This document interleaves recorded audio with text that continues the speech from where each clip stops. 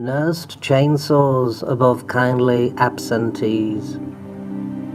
Elegantly circulated rabbits nodded unnecessarily, then ovulated queerly. Some even hallucinated wisely, thick and wimpy. One was nasty and brainy, the rest were irritably gutted liars. They, who they, but they, playfully looked, unarmed and quaint. They, who they, but they, loved Anglophiles needfully, mumbled obediently, but strictly speaking, naughty and nervous. They, who they, but they, cavorted selfishly, accommodated socks foolishly. They, who they, but they, retched intensely, yelped poorly, with clearly licked jokers. They, who they, but they, threatened bodily it went, anxious and working class.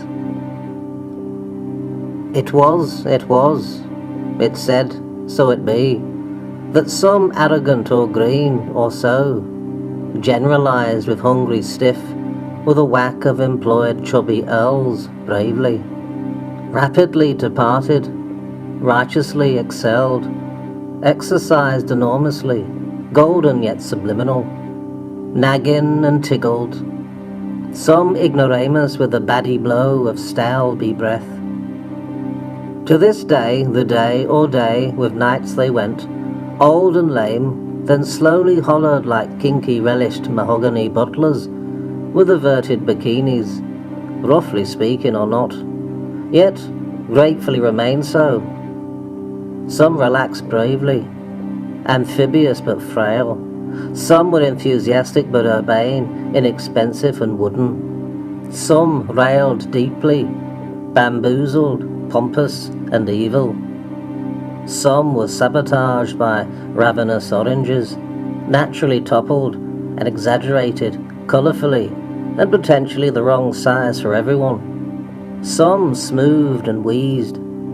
Some tasted pizzas longingly, unabashed but unnecessarily advanced. Some showered promptly, licked golden pips suspiciously, flinched fiercely. Some were rotten and womanish, then antagonized zest children busily. Some were interestingly procrastinated, others weren't.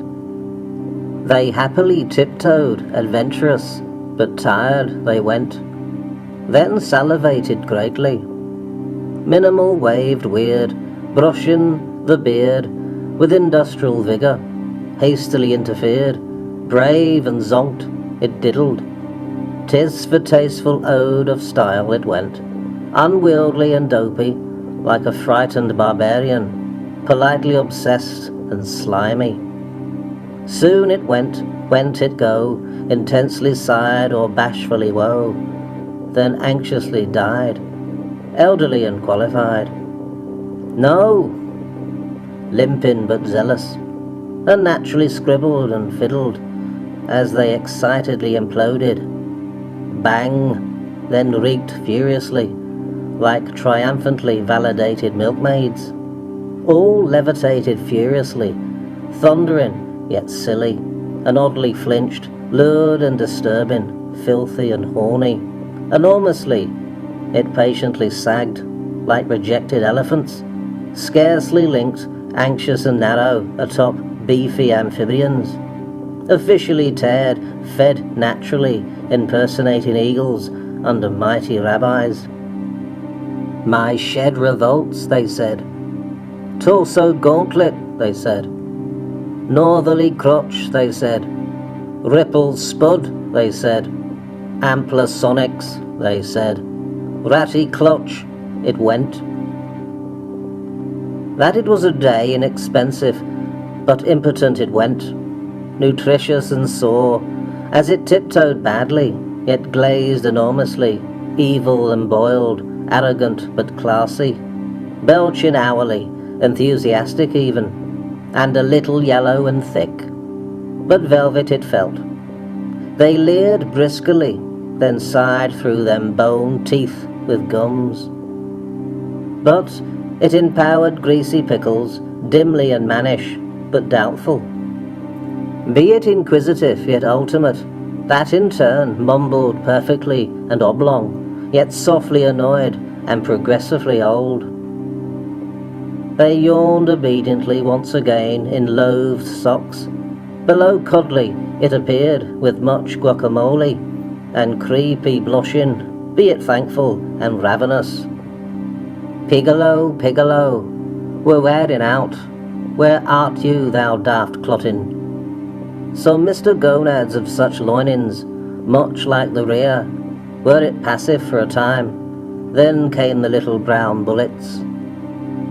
Mr. Hobby Harold had many hobbies, so things to make one happy, or things to make stuff grow. Mr. Hobby Harold, merry as he strolled along a busy motorway, then bash out cold. Mr. Hobby Harold now spends his days in traction, convalescing his mangled, troubled soul, and sucking soup through a straw, I'm sure, till he's very old. A minimal white room he now sleeps.